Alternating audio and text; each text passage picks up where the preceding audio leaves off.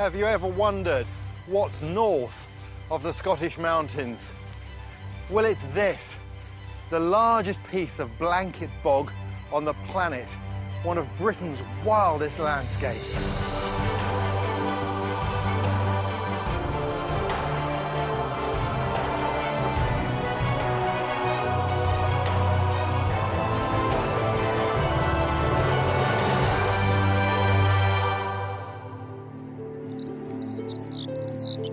In this series, I'm visiting some of Britain's most outstanding areas of natural beauty to discover the fascinating wildlife that has made these places their home. This week I've come to the Flow Country, a vast peat bog that lies across the counties of Caithness and Sutherland in the remote northern highlands of Scotland. This is a really surprising landscape. I don't think I've ever encountered a part of Britain that gives you such a sense of space. And that's not surprising, because this bog spreads over 1,500 square miles. It's one of the least populated parts of Britain, and it teems with wildlife, but wildlife that's very difficult to spot. While I'm here, I'm hoping to see some of the elusive creatures that have adapted to life in the Flow Country, including a top predator, the hen harrier. I'll be exploring the specialised plants that play a vital role in this habitat and unearthing a slice of history that's been preserved by the bog.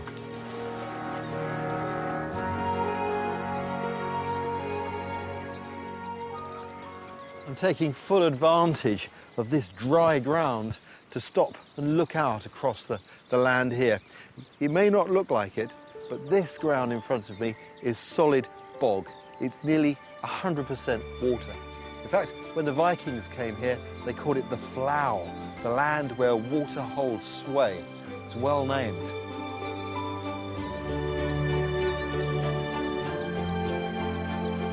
You can really feel how bouncy the ground is. You know, they call this featherbed with good reason. I'm frightened if I go any more, it might go through. The secret of this bog really comes down to one type of plant in particular, and that's this one here. This is a sphagnum moss. There are 24 different types of sphagnum mosses that have been found in the Flow Country, which is staggering. And it's largely this plant that forms the peat. If you have a look at the way it grows, you see how long that is there. At the top, you have the new leaves being formed, and the plant grows upwards, but leaves the remainder of its parts intact beneath. It creates a condition in the soil that's very acidic and very poor for decay. And because of that, all of this remains underground and goes way, way down. This is what forms the peat itself. One of the secrets of sphagnum moss is its ability to hold water. It really is absorbent. It holds many times its own weight, and it contains a chemical that is an antiseptic. It's no wonder our ancestors used this for field dressings. They could sterilise the plant, boil it up, and then dry it out, and it could then be wrapped with clean bandages onto a wound where it was both absorbent and prevented bacterial infections. It was used in the Crimea War and the First and the Second World War. But that's what dominates this landscape, and because of its ability to hold water, the whole landscape is literally one giant sponge.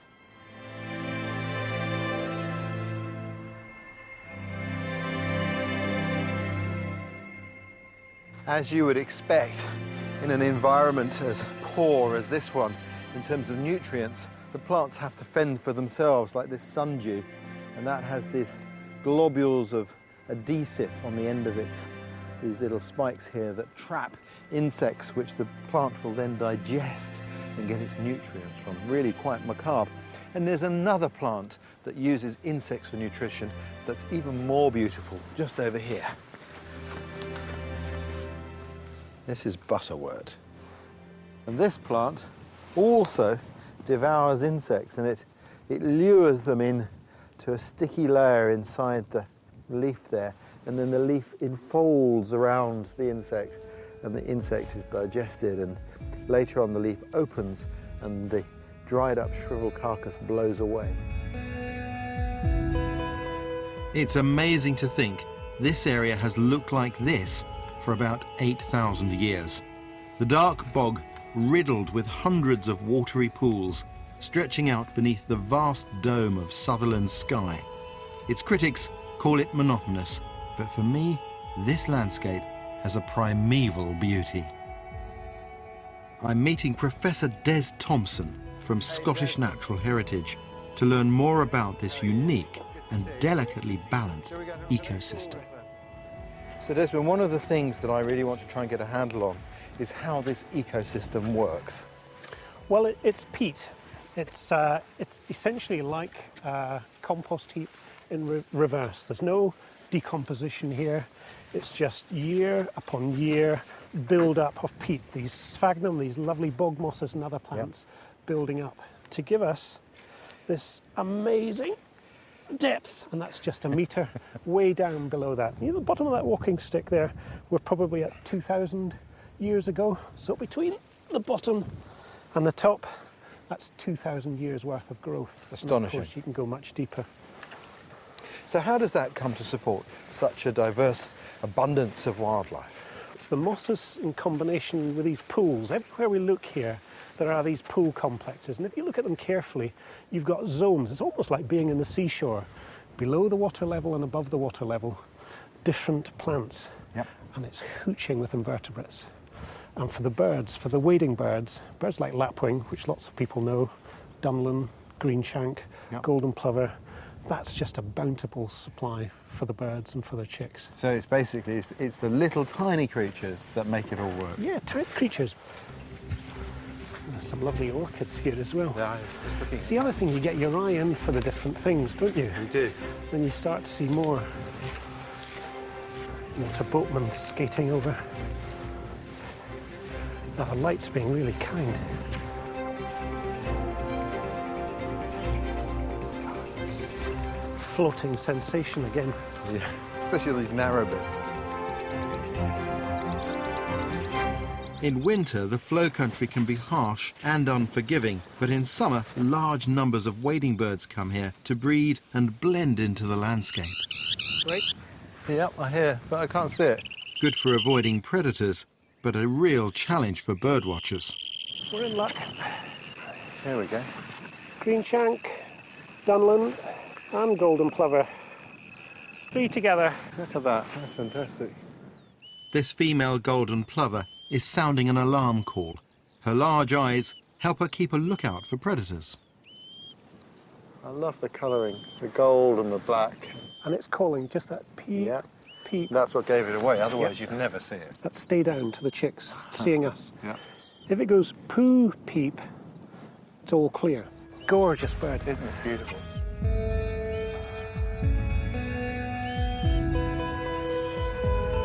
It's not just the unique bogginess of the land that makes this place so special. The flow country is the least inhabited part of Scotland, and it's the very remoteness that makes this such precious territory for the area's wildlife.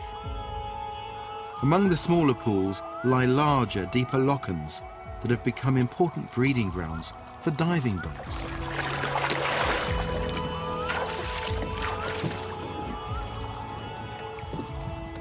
It's really lovely to come out and do a spot of rowing. It's quite a change of scene for me. But I'm not out here for recreational sake. I'm in search of a real rarity that does very well here in the flow country, and that's black-throated divers. This is one of the few parts of the country where they nest.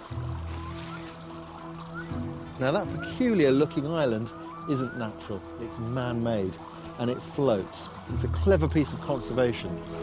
Other than predation, the biggest threat to black-throated divers' nesting sites comes from flooding. And by giving them floating nesting sites, they've prevented that problem. Over 50 floating islands have been introduced to provide the divers with secure flood-proof platforms on which to lay their eggs. As a result, the success of their rearing has almost doubled. But it isn't such positive news for these common scoters. There are 14 pairs here, and these lochans are only one of 2 places in Britain where they breed. Sadly, they currently hold the status as the nation's fastest declining bird. Research is being done to find out why their population is falling so they can receive some much needed help and hopefully enjoy the same success as these black-throated divers. Look at the markings. Oh, man. That's a beautiful sight. I'm more used to seeing birds like this in the Canadian wilderness, where it's really quiet. And of course, that's what's special about the flow country. It's that quiet here too.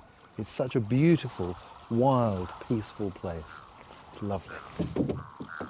That's made my day.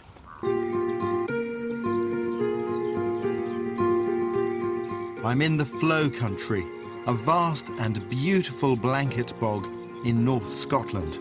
This unique landscape is made up of layer upon layer of peat laid down over 8,000 years.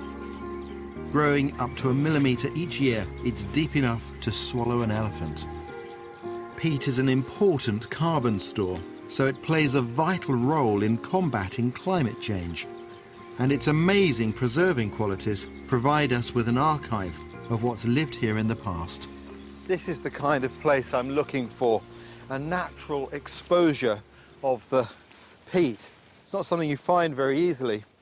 But here, as I descend into the peat, I'm literally walking back in time, and hopefully, if I'm lucky, I'll get right to the bottom of it. That's what I'm looking for. See this grey layer here? Those are the sedimentary deposits laid down after the last ice age. And on top of that, you can see the first peat that grew. It's fascinating. And we know that at around 7,000 years ago, 8,000 years, something like that, there was a forest that grew through here that was predominantly hazel trees. And take a look at this. These are hazelnuts, remnants of an ancient forest that once grew here. And here are some that I've pulled out from the peat. What's fascinating about these hazelnuts is you can see clearly the teeth marks on them still, where rodents have opened them up and eaten them thousands of years ago. After this forest ceased to be, conditions returned to wet and cold, and we find ordinary peat being deposited until about 4,000 years ago, when another forest grew, and you can see much higher up there's wood again. This is about the time that farming first came to British shores. But that forest was only very short-lived. It only grew for 200 or 300 years before conditions returned to moist, wet conditions, and we again see the peat just as we find today, and that layer continues to the present. Isn't that astonishing? This is literally a slice through wild Britain, all the way from the present day to the end of the Ice Age.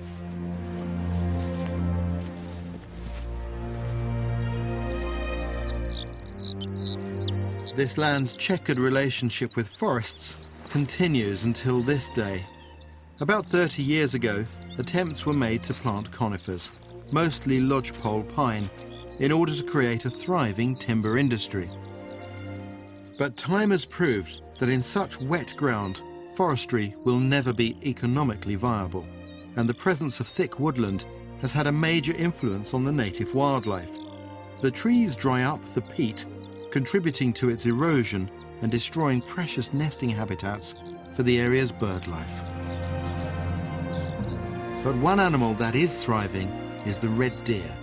They've always grazed here, but are now flourishing as they're able to breed undisturbed in the thick young forest. The hinds at this time of year are pregnant not long before they drop their young. They're very, very alert, and they'll take off at the slightest disturbance. We'll try and move down towards them, but we'll have to be very careful.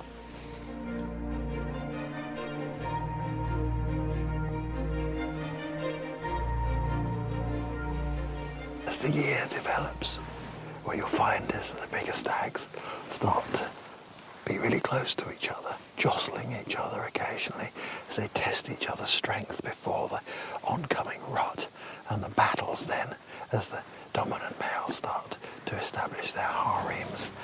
It's lovely when they're in velvet, it's beautiful.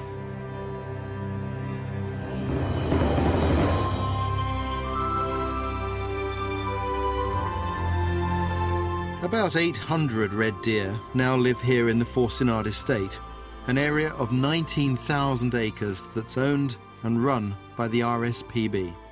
After many years of discussion, estates such as Forcinard are removing much of the forestry to restore the damaged blanket bog. The cleared areas are being quickly recolonised with native plants like these spectacular carpets of cotton grass. Site manager Norrie Russell has been overseeing the bog's restoration. Today he's taking me to the nest of a very special predator, the rare hen harrier, which relies on the health of this bogland ecosystem for its survival. This year, this female's actually built her nest down on a fairly flat bit of bog, but she's built quite an unusually big nest for a harrier to keep it up out of the water. So she's in among some of the cotton grass tussocks. Oh, there's a bird in the air above it just now. Yep. That's the male coming in with food. Beautiful markings. The male is lovely grey with the black tips to its wings. There's the food pass. Yeah. Why do you think they pass the food like that? Well, it's largely to keep the male away from the nest. We reckon it's the male's such an obvious bird, you know, being so bright and blue and grey. So the female takes the food away from the nest and then she takes it back in.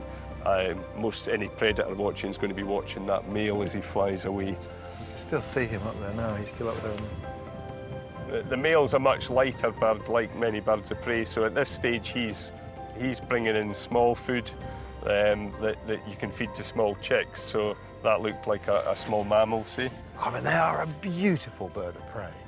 I mean, in Africa, you have the pell-chanting goshawk, and this is what, you know, it's almost our nearest equivalent in terms of its look. Absolutely. I mean, they're just almost ghostly when you see a male just drifting across the bog, you know, and they're just so elegant, the way they hunt, you know, it's just this low drifting flight, pirouetting, you know, sort of small dives. It's beautiful to watch. And there's lovely black tips on the wings. Gorgeous.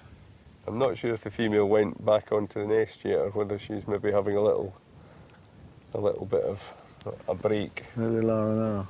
With this beautiful sunshine. Okay, I'll tell you what, while she's actually off the nest with the food, we'll nip in, have a quick look at the chicks, and then back out and leave her alone. Okay, that's a good idea. Still. GPSs have their uses with nests like this, I think, because they would normally be really quite tricky to find. You'd have to use a transit, wouldn't you? Here she is, there we go. Look at that. That's amazing camouflage. It's not a bad colour this year with the cotton grass dotted around, isn't it?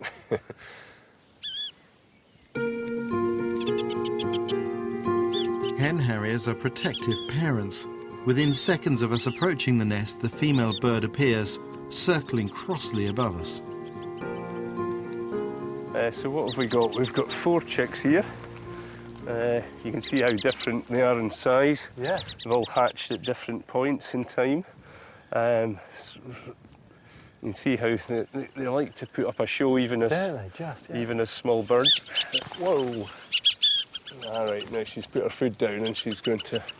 She's giving us a very clear demonstration, and you can't blame her, can you? Absolutely. But we won't be here for more than a moment. No, we'll do this as quickly as we can. So this one's a female. So she's giving us a good strafing. This is an unusually aggressive bird. Some will just fly away very quietly and watch till you're gone. Some of them will part your hair, actually. Okay, well, I could do with a new parting. So that's another female? That's a female there. As they get older, I don't know if you can see, they develop a greyness to the eyes, and the females go brown. So that can be very difficult when they're this young. These are a bit young to sex, very accurately. This is another big one here. So again, that looks like 3 females there. Females. Yeah. And this one's not only just extremely young because it's the last to hatch. But somehow, is it? I think he'll probably go male. It's when they're that small, it's very hard to tell, to be fair. So. Now, of course, people watching may wonder why we've come to look at the birds, but this is something you have to do. We're not asking you to do this out of the ordinary. No, we would visit all the harrier nests to check how they're doing. We're trying to monitor their productivity, how many chicks are they producing each year. Is it a good, is it a good year, is it a bad year? Well, Nori, thank you very much for letting me come out with you today to see these chicks. It's a real privilege. And of course, this is such a flow country success story. This is a classic sort of bird of the uplands and moorlands, and here the population's done extremely well.